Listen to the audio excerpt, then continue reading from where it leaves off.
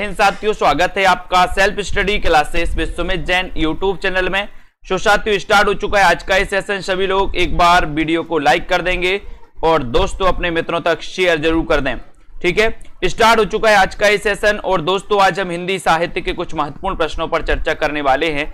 जितने भी हमारे साथी हैं वो एक बार लाइक करें, और जो भी साथी हमारे पंजाब मास्टर कैडर एग्जाम की तैयारी कर रहे हैं उनके लिए स्पेशल मॉडल पेपर दोस्तों लॉन्च किया गया, उनके लिए कोर्स भी लॉन्च किया गया। कोर्स में आप 1099 में दोस्तों एडमिशन ले सकते हैं, और मॉडल पेपर अगर आपको लगाना है तो इसमें 4500 क्वेश्चन होंगे और पूरे 599 में आप इस मॉडल पेपर में दोस्तों एडमिशन ले सकते हैं। ठीक है, साथ ही दोस्तों 2020 टेस्ट सीरीज बिल्कुल फ्री होती है सेल्फ स्टडी क्लासेस ऐप पर। तो आपको करना क्या है, self study classes app download करना है। सप्ताह में 2 दिन, रविवार और गुरुवार ये सीरीज होती है बिल्कुल फ्री। ठीक है, तो जुड़े। और दोस्तों जूनियर सुपर टेट का बैच जल्द ही स्टार्ट होने वाला है 2 सितंबर से। तो आपको करना क्या है, 100 नंबर की हिंदी के लिए दोस्तों, 100 नंबर की हिंदी के लिए जूनियर सुपर टेट, अगर आप 100 नंबर की हिंदी को बहुत अच्छा बनाना चाहते हैं तो आपके लिए एक बैच स्टार्ट होने वाला है 2 सितंबर से। आप जल्द ही दोस्तों इस बैच से जुड़ने के लिए एडमिशन ले लें। मात्र 1099 में अभी ऑफर है जूनियर टेट के लिए। ठीक है, तो जिन भी साथियों को एडमिशन लेना है वो जल्दी करें। ये हिंदी साहित्य का संपूर्ण कोर्स, इस कोर्स में आपको दोस्तों एडमिशन लेना है जूनियर टेट वाले साथी। ठीक है, 1099 का ये कोर्स है दोस्तों। आप ऐप पे जाइए सेल्फ स्टडी क्लासेस ऐप पर, और इस वाले कोर्स में आप एडमिशन ले सकते हैं। ठीक है, साथ ही हिंदी साहित्य की 10,000 प्रश्नों की टेस्ट सीरीज लॉन्च की गई दोस्तों। हिंदी साहित्य के पूरे 10,000 क्वेश्चन, 10,000 क्वेश्चन आप दोस्तों 599 में 10,000 क्वेश्चन को परचेस करके आप प्रैक्टिस कर सकते हैं, अपनी प्रैक्टिस को बढ़ा सकते हैं। पेपर चाहे जब हो, लेकिन आपको प्रैक्टिस जरूर करनी है। ठीक है, तो स्टार्ट करते हैं आज का ये सेशन। सभी लोग आपका पहला प्रश्न है कि रामानुजाचार्य ने किस दर्शन का प्रतिपादन किया। प्रश्न क्रमांक आपका 1 है। रामानुजाचार्य के बारे में आपको बताना है कि इन्होंने किस दर्शन का प्रतिपादन किया था। अद्वैतवाद का, शुद्धाद्वैतवाद का, विशिष्टाद्वैतवाद या फिर द्वैतवाद का। रामानुजाचार्य ने किस दर्शन का प्रतिपादन किया था, सभी लोग बताएंगे। एक बार वीडियो को लाइक और शेयर कर दो सभी लोग अपने मित्रों तक। दर्शन बताना रामानुजाचार्य का कौन सा दर्शन है, किस दर्शन का इन्होंने प्रतिपादन किया था। फटाफट से सभी लोग आंसर बताएंगे। आपको पता है दोस्तों अद्वैतवाद, अद्वैतवाद शंकराचार्य है ना, शुद्धाद्वैतवाद वल्लभाचार्य है ना, और विशिष्टाद्वैतवाद जो है दोस्तों ये विशिष्टाद्वैतवाद था रामानुजाचार्य का। क्योंकि राम क्या है, बोले राम विशिष्ट हैं, तो विशिष्टाद्वैतवाद रामानुजाचार्य। ठीक है, वेरी गुड आंसर। अगला क्वेश्चन, सूफी साधना के 4 पड़ावों में इनमें से कौन सा नहीं है। कौन सा नहीं है, सूफी साधना के 4 पड़ावों में इनमें से कौन सा नहीं है। प्रश्न क्रमांक 2, शरीयत, तरीकत, मलकत या फिर मारिफत, बताएं। प्रश्न क्रमांक 2 का आंसर आपको चयन करना है, और सूफी साधना के 4 पड़ावों में कौन सा नहीं है ये आपको चयन करना है। क्वेश्चन अच्छा है, 4 विकल्प है प्रश्न क्रमांक 2 में। सूफी साधना के 4 पड़ावों में कौन सा नहीं है ये आपको बताना है। और बहुत सारे लोग हैं, कुबेर जी बताइए, प्रवीण जी आपको बताना है, पूनम जी राइट आंसर हो जाएगा, बोले सर मलकत। ये सूफी साधना के 4 पड़ावों में नहीं है, यानी कि आपका उत्तर सी नंबर जो है वो बिल्कुल सही है। सी नंबर आंसर सही हो जाएगा। संख्यावाचक विशेषण कौन सा है, संख्यावाचक विशेषण आपको बताना है कौन सा है। प्रश्न क्रमांक 3 में 7, काला, रावण या फिर खट्टा, तो बताइए आंसर इसमें क्या हो जाएगा आपका। संख्यावाचक विशेषण कौन सा है ये प्रश्न क्रमांक 3 में आपको चयन करना है, और 3 नंबर का आंसर आपका क्या हो जाएगा। अंकिता सिंह बताइए, मनु जी संख्यावाचक विशेषण कौन सा है, आपका सीधा आंसर जाएगा 7, यानी कि ये नंबर आपने बताया, बिल्कुल राइट आंसर बताया। नाथ संप्रदाय के प्रवर्तक इनमें से कौन है दोस्तों, नाथ संप्रदाय के प्रवर्तक आपको चयन करना है, जल्दी से बताइए। नाथ संप्रदाय के प्रवर्तक कौन माने जाते हैं, नाथ संप्रदाय के प्रवर्तक कौन है, अच्छा क्वेश्चन है और सभी लोगों को लगभग पता है कि सर यहां नाथ संप्रदाय के प्रवर्तक अगर पूछा गया है तो आप सीधा आंसर लगा दो गोरखनाथ, यानी कि आपका जो ए नंबर है गोरखनाथ वो सही है। ये नाथ संप्रदाय के प्रवर्तक माने जाते हैं, ए नंबर राइट आंसर हो जाएगा, गोरखनाथ आपका सही है। किसने सर्वाधिक ऐतिहासिक नाटक लिखे हैं? किसने सर्वाधिक ऐतिहासिक नाटक लिखे हैं? मोहन राकेश, जयशंकर प्रसाद, लक्ष्मी नारायण लाल या फिर सुरेंद्र वर्मा? सर्वाधिक ऐतिहासिक नाटक किसने लिखे बताइए?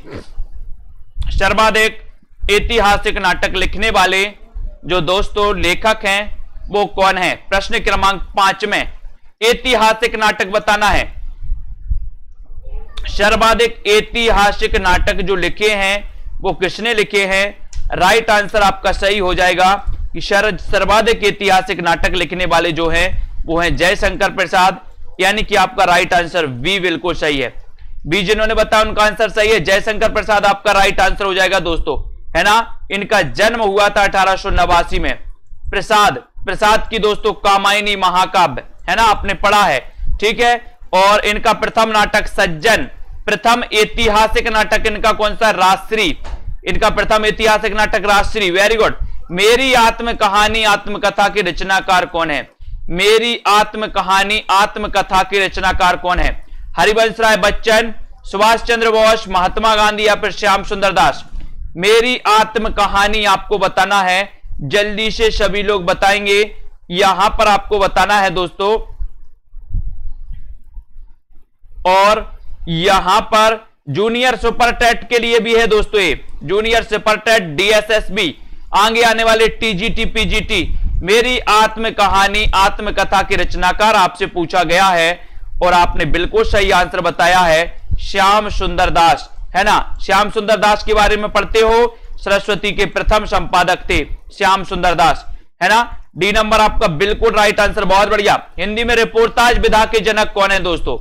हिंदी में रिपोर्टाज विधा के जनक कौन है? शिव कुमार जी बताइए, हिंदी में रिपोर्टाज विधा के जनक कौन माने जाते हैं? प्रश्न क्रमांक आपका 7 है, 7 का आंसर 7 में देना है,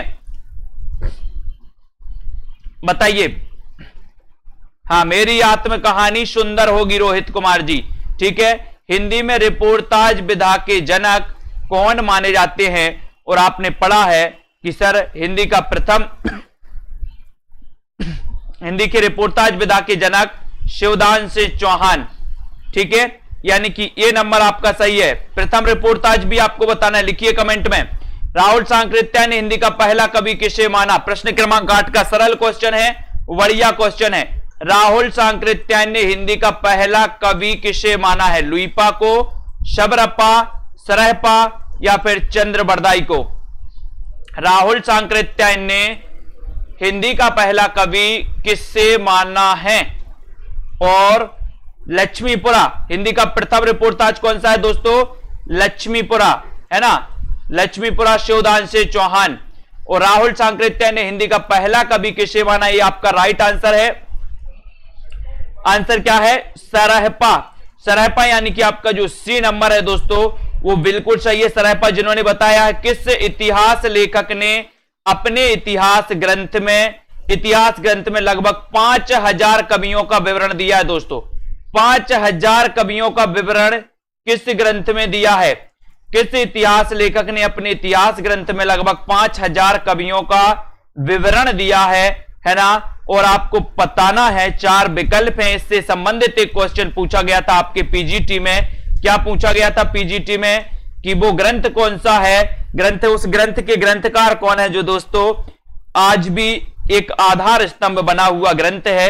इतिवृत्त और आलोचना संबंधी पूछा गया था। तो यहां पर किस इतिहास लेखक ने अपने इतिहास ग्रंथ में 5000 लगभग, यानी कि मिश्र बंधु, ये 3 भाई थे, इन तीनों भाई के नाम बताइए, है ना। जिसने मृत्यु को जीत लिया है के लिए एक शब्द कौन सा है दोस्तों? जिसने मृत्यु को जीत लिया है के लिए एक शब्द बताना है। अमर, अमृत, मृत्युंजय या फिर अजर अमर? जिसने मृत्यु को जीत लिया उसके लिए एक शब्द आपको चयन करना है। और सीधा आंसर प्रश्न क्रमांक आपका 10 है और 10 में आपको चयन करना है सभी लोग वीडियो को लाइक जरूर कर दे। सेल्फ स्टडी क्लासेस में 2 सितंबर से आपका दोस्तों 100 नंबर हिंदी के लिए जूनियर सुपर टेट का बैच स्टार्ट होने वाला है।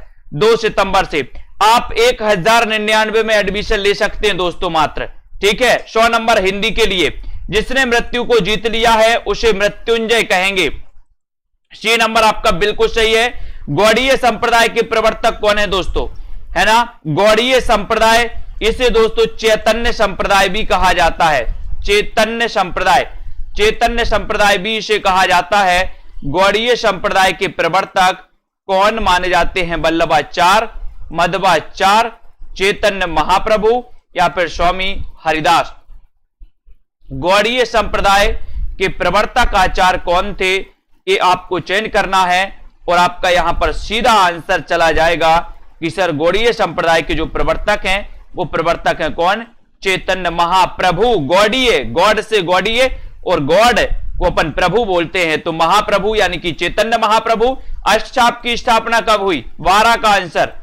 अष्टछाप की स्थापना कब हुई, 1565 में, बताइए 1556, 1555 या फिर 1575 में।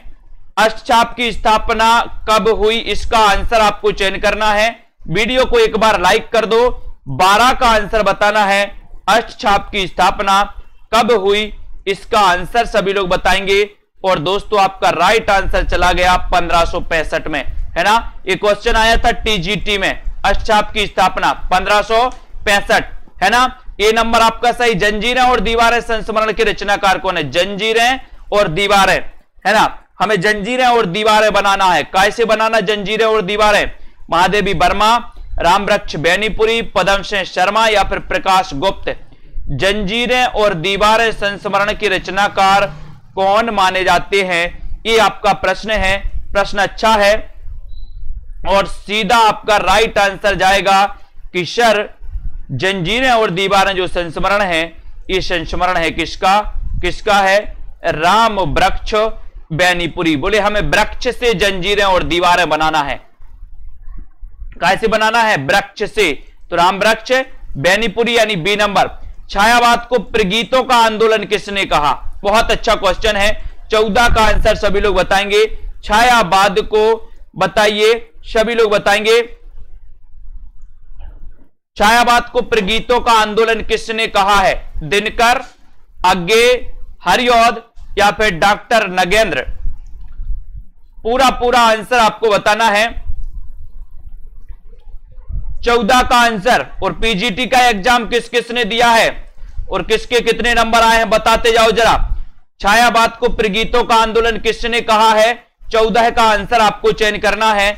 और वो कहा है दोस्तों दिनकर ने। किसने कहा है, रामधारी सिंह दिनकर। 1908 में रचना, 1908 में जन्म, है ना।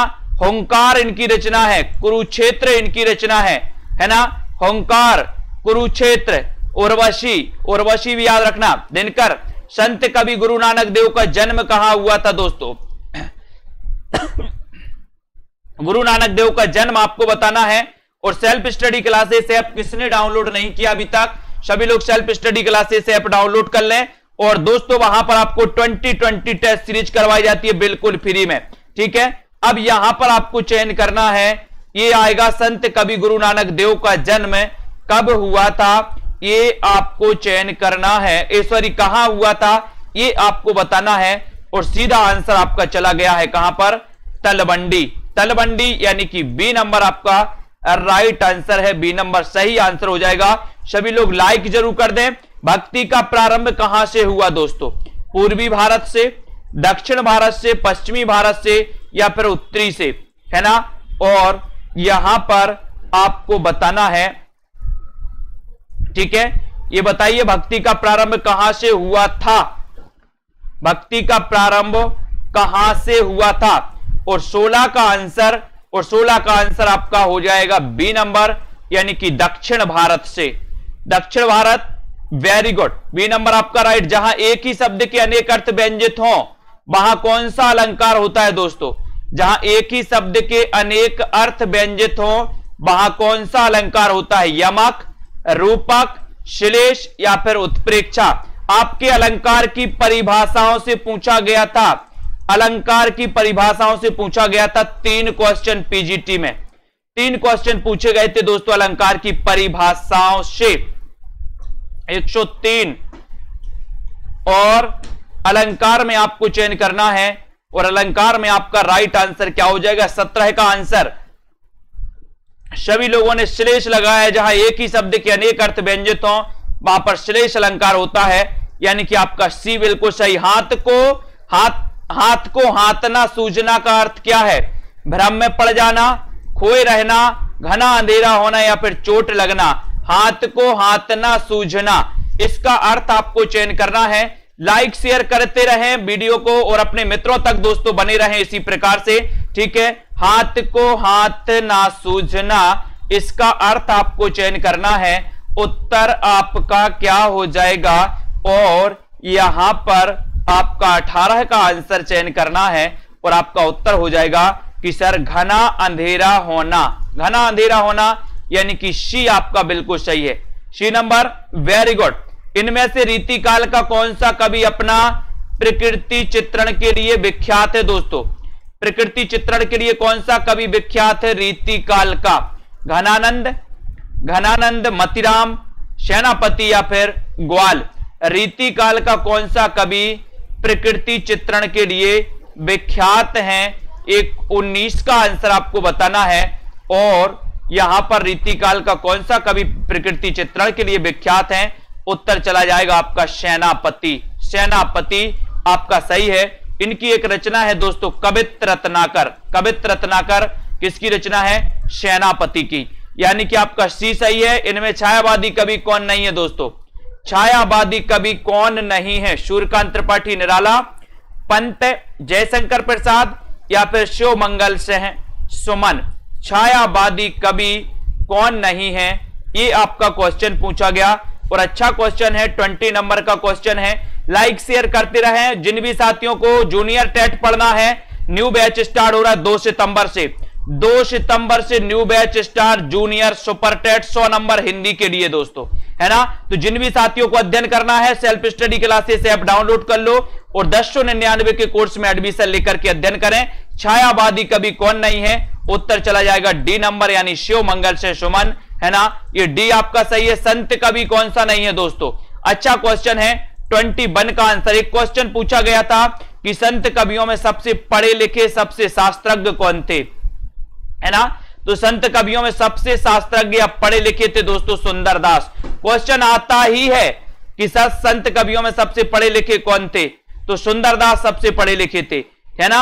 और यहां पर संत कवि कौन नहीं है? कबीर तो है, सुंदरदास है, मलुकदास है, लेकिन संत कौन नहीं है? संत कौन नहीं है? प्रश्न क्रमांक 21 में आपका उत्तर हो जाएगा दोस्तों तुलसीदास, यानी कि आपका जो बी नंबर है तुलसीदास वो बिल्कुल सही है। बी जिन्होंने बताया उनका आंसर सही है। राघव चेतन इनमें से किस सूफी काव्य का पात्र है? बहुत अच्छा क्वेश्चन। राघव चेतन किस सूफी काव्य का पात्र है? 22 का आंसर। देखते हैं कौन कौन बता पाता है। राघव चेतन किस सूफी काव्य का पात्र है? ये आपका क्वेश्चन है और आपको चयन करना है प्रश्न क्रमांक 22 का आंसर। राघव चेतन के बारे में आपको चयन करना है। और ये मधुमालती पूछा गया था दोस्तों, कई लोगों ने गलत लगा दिया अभी पीजीटी में। यहां पूछा गया था कि सुमेलित करिए रचनाओं को, तो मधुमालती में क्या दिया था? कुतुबन दिया था, जबकि ये मधुमालती किसकी रचना है? मंझन की, है ना। मृगावती किसकी है? ये कुतुबन की है, कुतुबन की, है ना।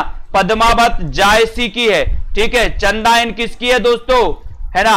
और यहां पर आपको बताना है कि चंदायन के रचनाकार कौन है, सभी लोग बताएंगे। और राघव चेतन जो है ये पद्मावत का दोस्तों पात्र है। चंदायन की रचना भी जल्दी से बताइए। यहां पर राम भक्ति शाखा में रसिकोपासना का समावेश किसने किया? राम भक्ति शाखा में रसिकोपासना का समावेश किसने किया? 23 का आंसर जल्दी से बताएं। चंदायन के रचनाकार कौन है बताइए, सभी लोग आंसर बताना है। और यहां पर सीधा आंसर राम भक्ति शाखा में रसिकोपासना का समावेश किसने किया है? और बहुत बढ़िया आंसर आया है मुल्ला दाऊद। चंदायन के रचनाकार मुल्ला दाऊद, ठीक है। और रसिकोपासना की जो स्थापना की है दोस्तों 23 में, वो किसने की है ना? समावेश, रसिकोपासना का समावेश किया है दोस्तों किसने? अग्रदास, यानी कि आपका उत्तर बी नंबर अग्रदास ने। वेरी गुड, बी नंबर सही बताया आपने। केशवदास को किस वर्ग में रखना समीचीन है दोस्तों? रीतिबद्ध में, रीति मुक्त में, रीति सिद्ध में? सभी लोग बताएं, केशवदास को किस वर्ग में रखना समीचीन माना जाता है? यह प्रश्न क्रमांक आपका 24 है और 24 में आपको चयन करना है और आपका सीधा आंसर जाएगा केशवदास को किस वर्ग में रखना समीचीन है। उत्तर आपका सीधा है 24 में राइट आंसर लगा दिया आपने। इस तरह ने रीतिबद्ध में रखो, है ना? नगेंद्र ने इन्हें रीतिकाल का प्रवर्तक माना। 1 नंबर आपका सर्वांग निरूपक आचार माने जाते, प्रथम सर्वांग निरूपक आचार हैं केशवदास, है ना? हिंदी की प्रथम आत्मकथा कौन सी है दोस्तों? हिंदी की प्रथम प्राचीनतम आत्मकथा कौन सी मानी जाती है? ये क्वेश्चन है आपका। अर्धकथानक, जीवन चरित्र, तरुण के स्वप्न या फिर आत्मकथा?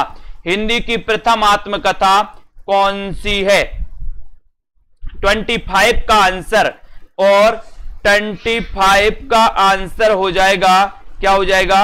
अर्धकथानक। इसकी रचनाकार आपको बताना है। अर्धकथानक के रचनाकार कौन है? हिंदी की प्रथम प्राचीनतम आत्मकथा है दोस्तों अर्धकथानक। 1 नंबर आपका बिल्कुल सही। आवारा मसीहा जीवनी में किसके जीवन का उल्लेख किया गया?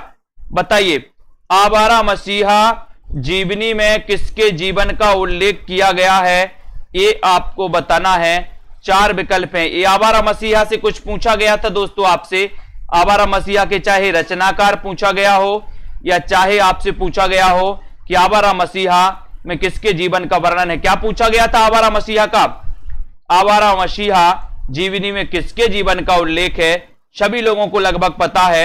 ये नंबर आपका सही है। ये नंबर शरत चंद्र का, ठीक है। और ये आवारा मसीहा विष्णु प्रभाकर की रचना है दोस्तों, विष्णु प्रभाकर की रचना है ना? और शरत चंद्र, ये जीवनी साहित्य पूछा गया था कि इसका काव्य रूप क्या है ना? काव्य रूप पूछा गया था, तो ये जीवनी साहित्य दोस्तों, है ना? ये आपका विष्णु प्रभाकर की रचना शरत चंद्र के जीवन पर आधारित और जीवनी साहित्य है। भारतेंदु युग का एक अन्य नाम क्या है? भारतेंदु युग का एक अन्य नाम क्या है? प्रगति प्रयोग काल, जागरण सुधार काल, पुनर्जागरण काल या फिर नव सामंत काल? यानी कि 27 का आंसर। भारतेंदु युग का एक अन्य नाम क्या होता है? 27 का आंसर। और सभी लोग बताएंगे, देखते हैं कौन कौन सही बता पाता है। भारतेंदु युग का एक अन्य नाम क्या माना जाता है? सभी लोगों को चयन करना है। और सेल्फ स्टडी क्लासेस ऐप जरूर डाउनलोड कर ले सभी लोग, सभी साथी। और जूनियर टेट के लिए जो 100 नंबर के लिए पढ़ना चाहते हैं, 100 नंबर हिंदी के लिए, वो आज ही एडमिशन ले सकते हैं दोस्तों, है ना? पंजाब मास्टर कैडर वाले भी अपनी तैयारी स्टार्ट कर दें। और आपका उत्तर हो जाएगा यहां पर सी नंबर, पुनर्जागरण काल। भारतेंदु युगीन लेखक कौन है? प्रताप नारायण मिश्र, हरिऔध, विद्यानिवास मिश्र या फिर जयशंकर प्रसाद? भारतेंदु युगीन लेखक कौन है? बताएं, कौन है भारतेंदु युगीन लेखक? भारतेंदु युग के लेखक कौन माने जाते हैं? इसका चयन आपको करना है। और यहां पर प्रताप नारायण मिश्र तो है ना? विद्यानिवास मिश्र, हरिऔध या फिर जयशंकर प्रसाद, इनमें से चयन करना है। और आपका सीधा आंसर जाएगा दोस्तों यहां पर प्रताप नारायण मिश्र, यानी ये नंबर आपका सही। इसी प्रकार से एक क्वेश्चन आया था दोस्तों कि निम्न में से बताइए कौन सा भारतेंदु युग का लेखक है ना? उत्तराखंड एलटी में आया था इस प्रकार से, ठीक है। तो ये प्रताप नारायण मिश्र आपको पता है। तार सप्तक का प्रकाशन आ गया है, ये पूछा गया था कल के एग्जाम पीजीटी में आपका। तार सप्तक का प्रकाशन किस सन में हुआ? 1930, 40, 35 या फिर 43 में? तार सप्तक का प्रकाशन किस सन में हुआ था?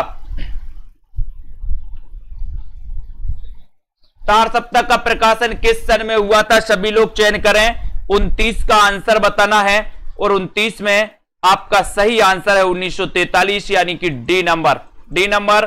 तार सप्तक का प्रकाशन 1943 में हुआ था। डी आपका सही है। जिसके मस्तिष्क पर चंद्रमा हो के लिए एक शब्द क्या है? जिसके मस्तिष्क पे चंद्रमा हो के लिए एक शब्द बताइए, उसे क्या कहेंगे? जिसके मस्तिष्क पर चंद्रमा हो, उसे शंकर कहेंगे, चंद्रमौली, चंद्रचूड़ या फिर चंद्रशेखर, यानी कि 30 का आंसर बताना है। 30 में सभी लोग बताएंगे। और दोस्तों लाइक जरूर कर ले, सब्सक्राइब कर ले, सब्सक्राइब चैनल को करके बेल आइकन को जरूर दबा दें। जिसके मस्तिष्क पर चंद्रमा हो के लिए एक शब्द बताना है, तब आपका सीधा आंसर 30 नंबर का जाएगा चंद्रशेखर। उसे क्या कहेंगे दोस्तों? चंद्रशेखर कहेंगे, यानी डी आपका सही है। अर्बाचीन का सही विलोम क्या है?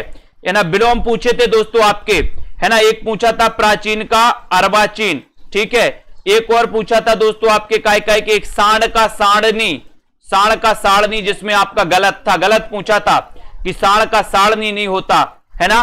तो इस प्रकार से प्राचीन का अर्बाचीन भी आया था और सांड का साड़नी आपको उत्तर लगाना था कल के एग्जाम में। यहां पर अर्बाचीन का सही विलोम शब्द पूछा, 31 का आंसर बताना था और 31 का आंसर आपने चयन किया है। क्या चयन किया है? प्राचीन, यानी कि आपका जो सी नंबर है अर्बाचीन का सही विलोम प्राचीन। ये तो पूछा ही जाता है दोस्तों, ये पूछा जाता है हमेशा एग्जामों में। संज्ञा के कितने भेद हैं? संज्ञा के कितने भेद हैं? 2, 4, 5 या फिर 8? 2, 4, 5 या फिर 8 संज्ञा के कितने भेद हैं? ये आपसे पूछा गया। 32 का आंसर आपको बताना था और 32 में आपका आंसर है कि सर संज्ञा के जो भेद होते हैं, है ना, मूल रूप से तो कितने होते हैं? 3, लेकिन दोस्तों यहां पर 3 आपके ऑप्शन में नहीं है, 5 होते। कितने होते? 5, है ना। कितने होते हैं? संज्ञा के भेद 5 होते हैं। सी नंबर सही। अग्नि का पर्यायवाची बताना है। अग्नि का पर्यायवाची कौन सा नहीं है? अग्नि का पर्यायवाची कौन सा नहीं है? वीडियो को लाइक शेयर करते रहे मित्रों तक। अग्नि का पर्यायवाची नहीं है बताना है। सेल्फ स्टडी क्लासेस ऐप को जरूर डाउनलोड कर ले। 10,000 हिंदी के 10,000 क्वेश्चन की टेस्ट सीरीज मात्र आपको 599 में मिलने वाली है दोस्तों। कितने में मिलने वाली? 599 में, है ना। और यहां पर अग्नि का पर्यायवाची नहीं है, ये आपको बताना है। जल्दी से बताएं। आपका राइट आंसर है अग्नि का पर्यायवाची नहीं है, तो आंसर हो जाएगा क्या? अनिल, यानी कि आपका जो बी नंबर है, B number Anil, B number आपका राइट आंसर है। Very good. भाषा की समाज शक्ति और कल्पना की समाहार शक्ति किस कवि ने? शक्ति का सर्वाधिक उपयोग किस कवि ने किया है? भाषा की समाज शक्ति और कल्पना की समाहार शक्ति का प्रयोग किस कवि ने किया है? 34 का आंसर। और 34 में आपको पता है एक आया था दोस्तों, व्यास का विलोम क्या होता है? मैंने आपको कई बार बताया, व्यास का समास, है ना। कई लोगों ने इसी पे टिक लगा दिया। आपसे पूछा जाए कौन सा दोस्तों विलोम नहीं है, सुमेलित नहीं है, तो व्यास का समास होता है। और यहां पर भाषा की समाज शक्ति और कल्पना की समाहार शक्ति का सबसे ज्यादा प्रयोग किया है बिहारी जी ने। बिहारी, यानी कि आपका 1 नंबर बिल्कुल सही है। किसका संबंध सिद्ध साहित्य से है? किसका संबंध सिद्ध साहित्य से नहीं है दोस्तों? किसका संबंध सिद्ध साहित्य से नहीं है? सरहपा, कुकरिपा, शबरपा या फिर गोपीचंद? किसका संबंध सिद्ध साहित्य से नहीं है? इसका क्वेश्चन आपको बताना है। 35 का आंसर बताना है और आपका सीधा आंसर है क्या? गोपीचंद, यानी कि डी नंबर आपका सही है। गोपीचंद आपका राइट आंसर, डी नंबर, विकल्प नंबर डी, ठीक है। वेरी गुड, बहुत बढ़िया। लहर किस प्रकार की संज्ञा है दोस्तों? लहर किस प्रकार की संज्ञा है? समूहवाचक, जातिवाचक, भाववाचक या फिर व्यक्तिवाचक, है ना। अपन बोलते हैं मन की लहर, है ना, तो मन में लहर उठती है, यानी कि मन में भाव उठते हैं। तो आपको पता है कि जो लहर है ये किस प्रकार की संज्ञा हो जाएगी? आपका सीधा आंसर चला जाएगा कि सर ये तो भाववाचक संज्ञा है। सी नंबर आपका सही है, भाववाचक संज्ञा। लहर भाववाचक संज्ञा है। शिव का पर्यायवाची शब्द बताना है। शिवालय, रुद्र, रुद्राक्ष या फिर हरि। शिव का पर्यायवाची शब्द क्या है? शिव का बताएं। 37 में आंसर बताना है। शिव का पर्यायवाची शब्द कौन सा है? पिछली बार पार्वती का पर्यायवाची पूछा था कि पार्वती का पर्यायवाची कौन सा नहीं है। यहां पर शिव का पर्यायवाची पूछ लिया गया, कौन सा है पूछा है। तो शिव का पर्यायवाची आपने बताया है कि सर रुद्र लगाओ, रुद्र, यानी बी नंबर आपका रुद्र सही हो जाएगा।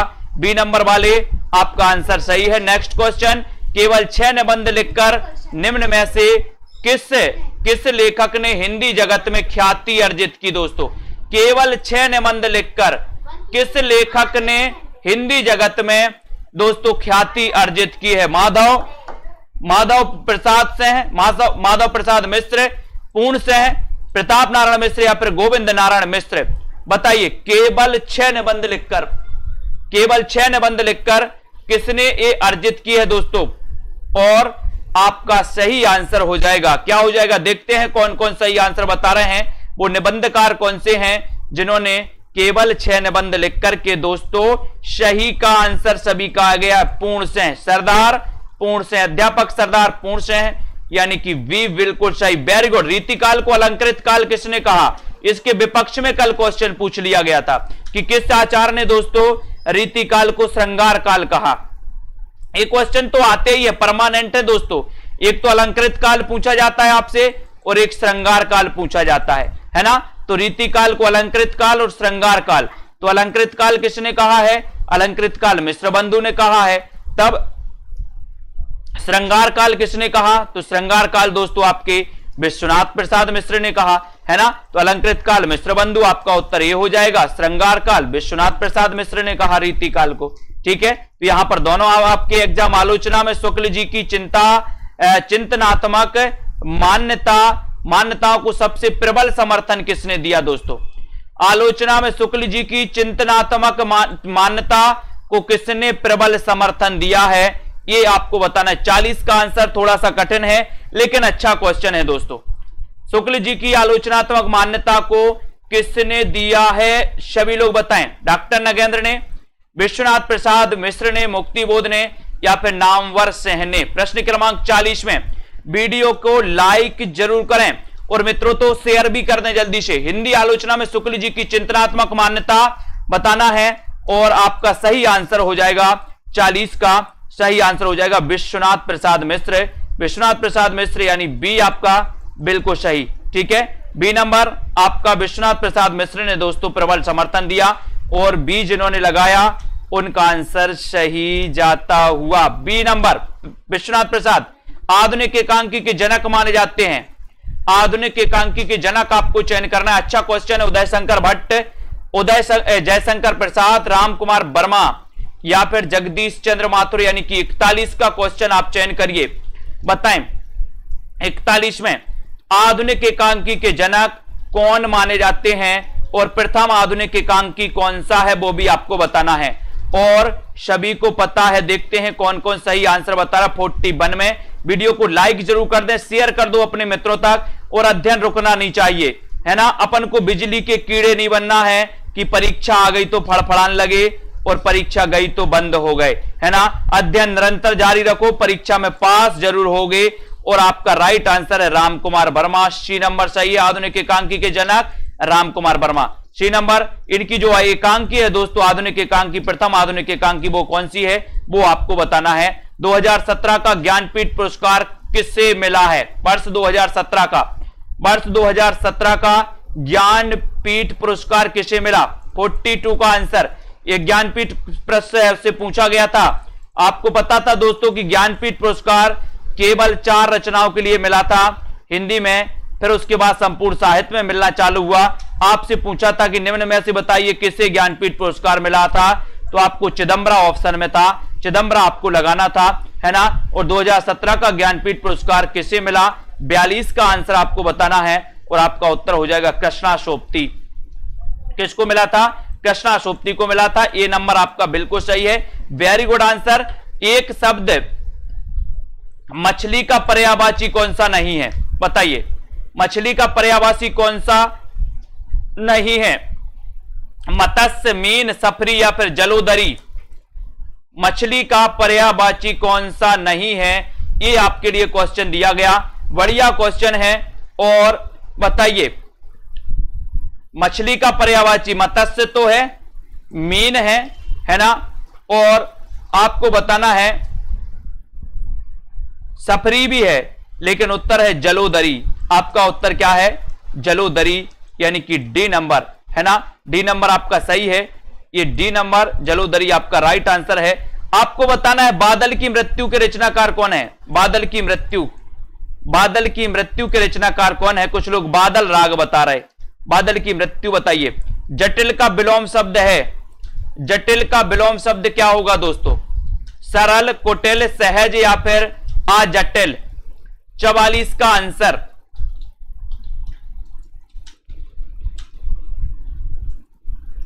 जटिल का विलोम शब्द क्या है। 44 का आंसर। अच्छा क्वेश्चन है, थोड़ा सा कंफ्यूज करने वाला, लेकिन सबसे बनेगा। 44 में बताएं जटिल का विलोम क्या होगा।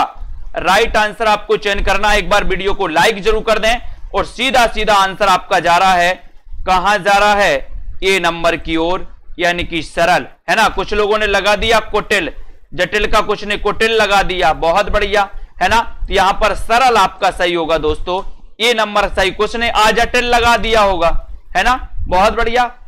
विशेषण जिस संज्ञा की विशेषता बताता है उसे क्या कहते हैं। विशेषण जिस संज्ञा की विशेषता बताता है उसे क्या कहते हैं। 45 का आंसर। अच्छा क्वेश्चन है, विशेषण जिसकी विशेषता बताता है उसे क्या कहेंगे। 45 में आपको चयन करना है।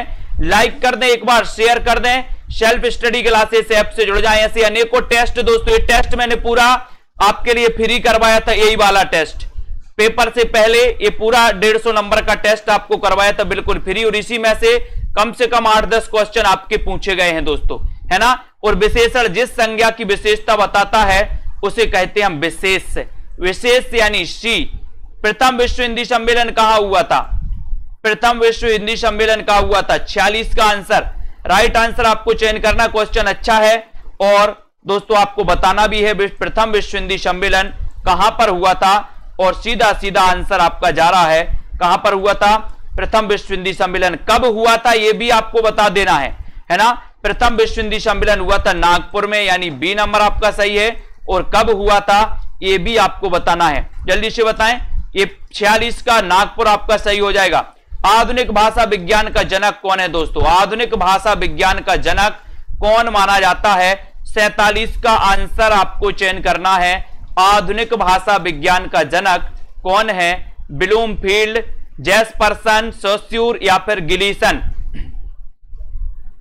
और सभी ने आंसर बताया है कि सर आधुनिक भाषा विज्ञान के जो जनक हैं। देखते हैं साइंस सृष्टि बताइए कहां पर हुआ था।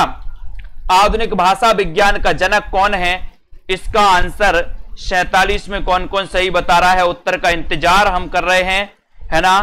और सभी का आंसर आ रहा है। कुछ लोग बता रहे हैं सी, बहुत बढ़िया, सी बताया जिन्होंने। सोस्यूर वो बिल्कुल सही है। आधुनिक भाषा विज्ञान के जनक कौन है, सोस्यूर हैं दोस्तों। C number right answer, very good. Hindi भाषा की लिपि कौन सी है। हिंदी भाषा की लिपि कौन सी है।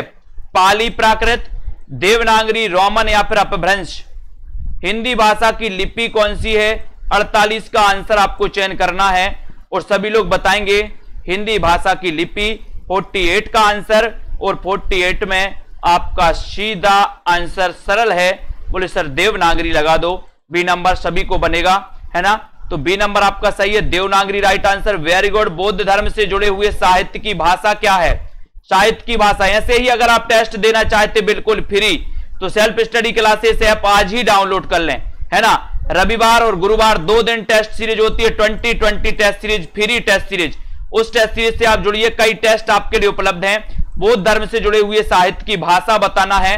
49 का आंसर बताना है और राइट आंसर है डी नंबर, यानी कि पाली। पाली आपका सही है, बौद्ध धर्म से जुड़ी साहित्य की भाषा। हिंदी का पाणिनि किसे, क्वेश्चन आया था दोस्तों कल के एग्जाम में, हिंदी का पाणिनि किसे कहा जाता है। कामता प्रसाद, यहां इसे पाणिनि पूछा गया था कि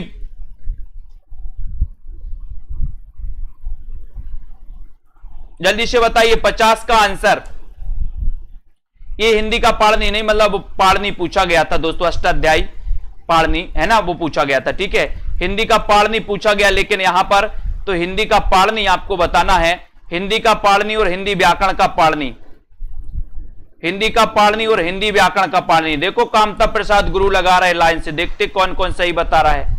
50 में कुछ लोग ए लगा रहे हैं, कुछ लोग डी लगा रहे हैं, लेकिन आपका उत्तर है डी, किशोरीदास वाजपेयी, यानी कि 50 का आंसर आपका है दोस्तों डी नंबर। 50 का आंसर आपका क्या है? डी नंबर जिन्होंने बताया है इन्हें हिंदी व्याकरण का पाणिनि कहा जाता है दोस्तों। ये हिंदी व्याकरण के पाणिनि है। व्याकरण, हिंदी व्याकरण के पाणिनि कामता प्रसाद गुरु, हिंदी का पाणिनि किशोरीदास वाजपेयी। यहां हिंदी का पाणिनि पूछा तो किशोरीदास वाजपेयी में आपको उत्तर लगाना, डी नंबर में आपको उत्तर लगाना। सर्वप्रथम देवनागरी लिपि का उल्लेख कहां प्राप्त होता है? सर्वप्रथम देवनागरी लिपि का उल्लेख कहां प्राप्त होता है? शोकिश अभिलेख में, उपनिषद में, उदय भट्ट के शिलालेख में, जय भट्ट के शिलालेख में, या फिर ऋग्वेद में? सर्वप्रथम देवनागरी लिपि का उल्लेख आपको चयन करना है तो यहां पर 51 का आंसर चयन करना है। लाइक शेयर जरूर करते रहें अपने मित्रों तक। और जूनियर टेट सुपर टेट के लिए दोस्तों, जूनियर सुपर टेट के लिए एडमिशन जरूर ले लें आप लोग। 51 का आंसर, और 51 में आपका होगा जय भट्ट के शिलालेख में, यानी सी आपका सही है। जय भट्ट के शिलालेख में सर्वप्रथम देवनागरी लिपि का उल्लेख प्राप्त होता है, सी आपका सही है। ठीक है, सी जिन्होंने बताया उनका आंसर बिल्कुल सही हो जाएगा। सभी लोगों के लिए धन्यवाद। और सभी साथी जिनको भी जूनियर सुपर टेट के एग्जाम की तैयारी करना है, ये जूनियर सुपर टेट का 2 सितंबर से बैच प्रारंभ हो रहा है, नया बैच। इस बैच से आप जुड़ सकते हो दोस्तों।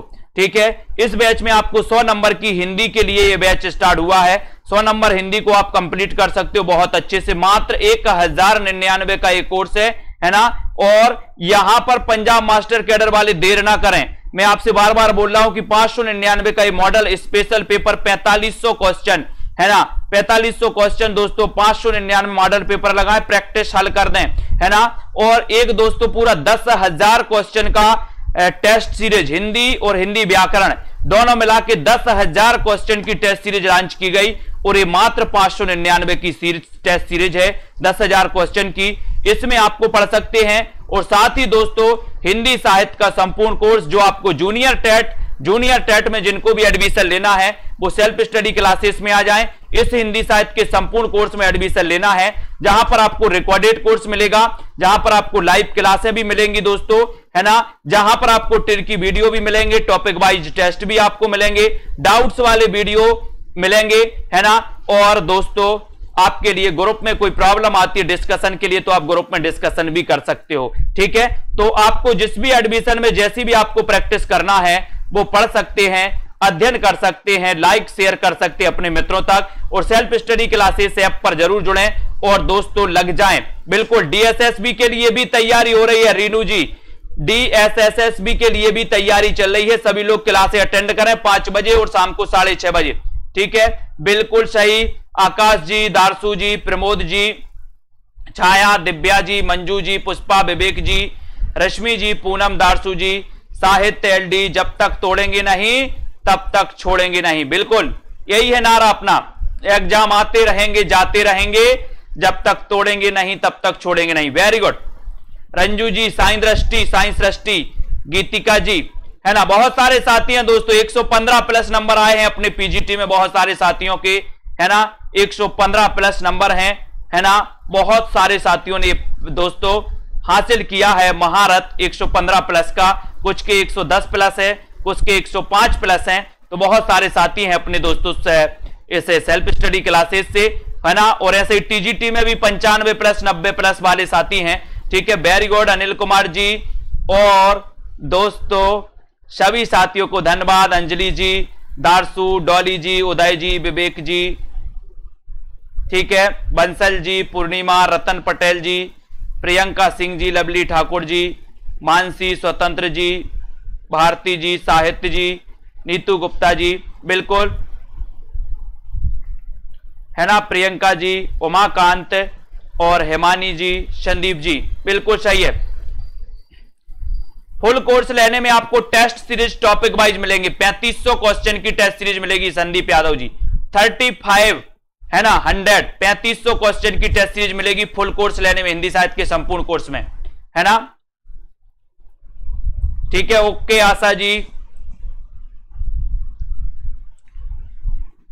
आकाश जी, बिल्कुल। तो निरंतर तैयारी करते रहे। 9 वाली क्लास आपके लिए जीआईसीएमई भी सही रहेगी, डीएसएसएसबी में भी सही रहेगी, और आपके दोस्तों LT exam, Punjab master cadre वाले और जूनियर टेट वाले, ठीक है, बिल्कुल सभी साथी इसके लिए दोस्तों आप तैयारी कर सकते हैं, है ना।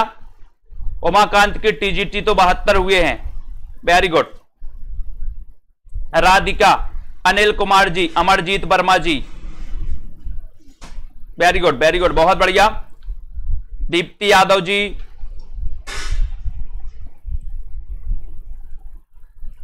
ठीक है। तो सभी साथियों को धन्यवाद। अध्ययन करते रहें, लाइक शेयर करते रहें और दोस्तों बढ़ाते रहें। सेल्फ स्टडी क्लासेस ऐप को डाउनलोड कर लें, ठीक है, बिल्कुल।